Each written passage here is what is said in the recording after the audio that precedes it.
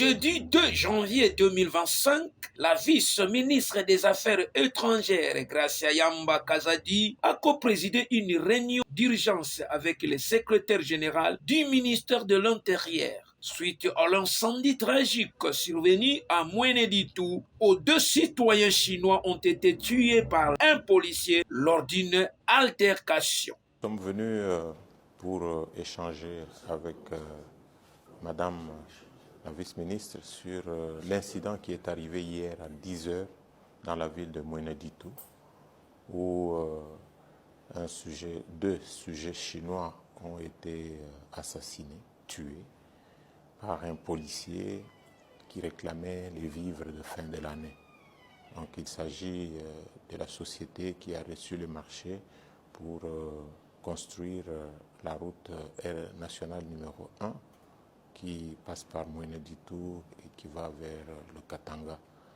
Alors ces policiers, brigadier de surcroît, a été en train de réclamer la nourriture pour fin de l'année, mais comme il ne faisait pas partie des effectifs des policiers, plutôt des agents de la société, et les Chinois lui ont demandé de ne pas réclamer parce que ce n'était pas son droit en tant qu'agent.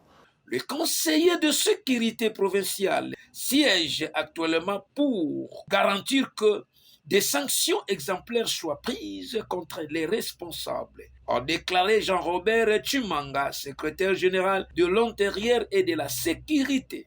La vice-ministre des Affaires étrangères a présenté les condoléances du gouvernement congolais aux familles des victimes, réaffirme ainsi l'attachement de la République démocratique du Congo aux relations bilatérales sino-congolaises. Une note verbale a été remise à cet effet l'ambassadeur de la Chine en République démocratique du Congo, M.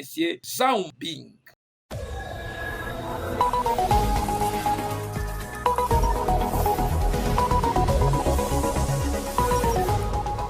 Des mesures collectives de grâce ont été accordées à certaines détenues par le chef de l'État Félix Tshisekedi Tshilombo au terme d'une série d'ordonnances lues mardi 31 décembre 2024 à la radio-télévision nationale RTNC.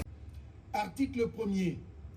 La remise de la peine restant à exécuter est accordée à toute personne condamnée à une peine de servitude pénale ou des travaux forcés inférieur à 5 ans par décision judiciaire devenue irrévocable à la date du 31 décembre 2024. Article 2.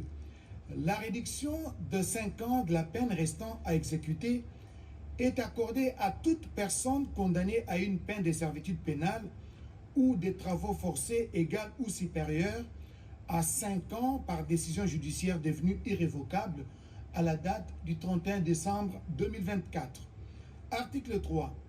La commutation de la peine de mort en celle de servitude pénale à perpétuité est accordée à toute personne condamnée par décision judiciaire devenue irrévocable à la date du 31 décembre 2024.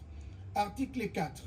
La commutation de la peine de servitude pénale à perpétuité à celle de 20 ans des servitudes pénales principales est accordée à toute personne condamnée par décision judiciaire devenue irrévocable à la date du 31 décembre 2024.